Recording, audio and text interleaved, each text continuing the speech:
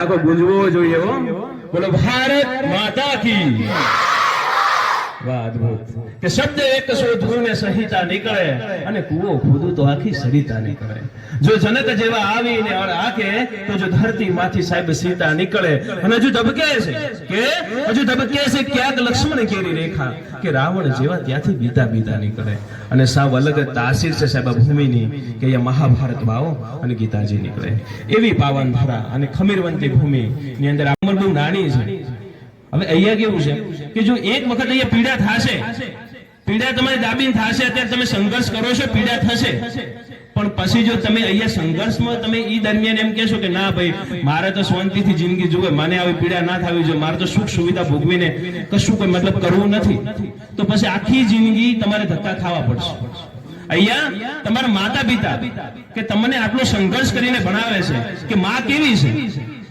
તમારે જો આપણે વાતમાં કહીએ છીએ ખબર હે, એક તો માં તને નહીં સમજાય, રહેવા દે.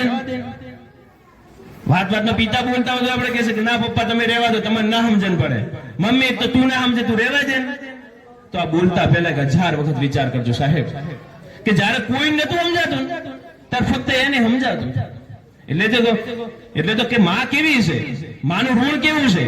જો કે આંગળી કપાય તો લોહીની ધાર નીકળે અને લોહીના એક એક બુંદે મારી માનો ઉધાર નીકળે.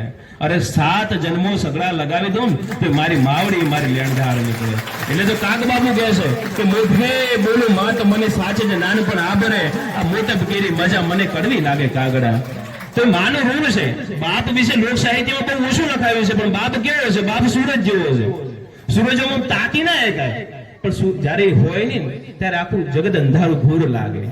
એટલે ઈ બાપ છે. બાપ તમે જુઓ, તમે ગરમ ખાઓ છો એટલા માટે બાપ તમારો ઠંડુ ખાય છે, અથવા કે બપોરે ખાવાનો ટાઈમ નથી હોતો એના જોડે.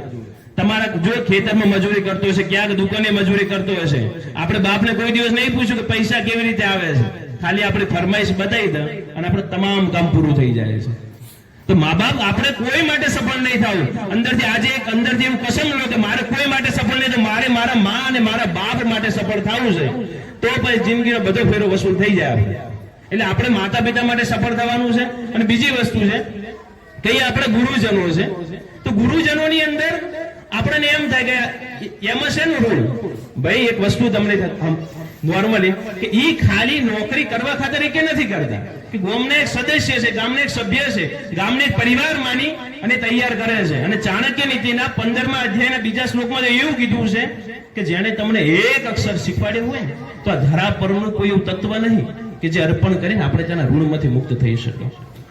તો આ ગુરુજનોને આપણે કેટલું શીખવાડ્યું છે.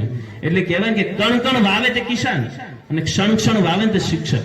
અહીંયા સાહેબે ક્યાંક મોકો ગોત્યો હશે કે શું કરીને આમાં સંસ્કાર રેડું, શું કરીને કઈ જગ્યા ઉપર થોડુંક એજ્યુકેશન રેડાય કે ગમે તે વસ્તુ છે. તો તમને સતત તમારું ધ્યાન રાખવું છે. એક શિક્ષક અને એક સૈનિક, બે જ વ્યક્તિ એવા હોય કે જે 24 કલાક ને 7 દિવસ સૈનિક અને શિક્ષક હોય.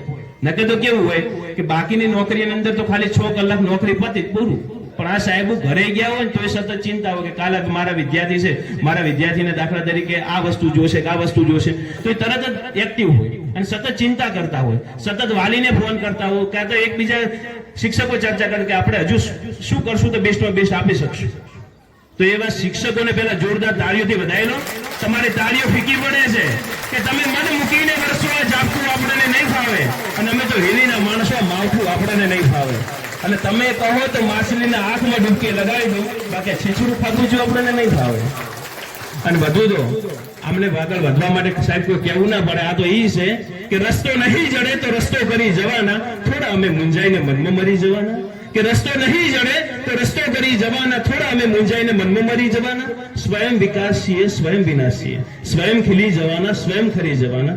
સમજો છો શું અમને? સ્વયં પ્રકાશ છીએ, દીપક નથી અમે કે ઠેરા ઠરી જવાના. હવે તમારા માટે એક શાયરી છે કે બનાસકાંઠો મારો ઈટ છે અને ઇંગ્લિશ થોડું વીક છે. કે બનાસકાંઠો મારો ઈટ છે અને ઇંગ્લિશ થોડું વીક છે. તમે ભણી લો કેનેડા કે ઓસ્ટ્રેલિયા, અમારા માટે તો રણાવાડા ઠીક છે. ખૂબ ખૂબ ધન્યવાદ. ખૂબ ખૂબ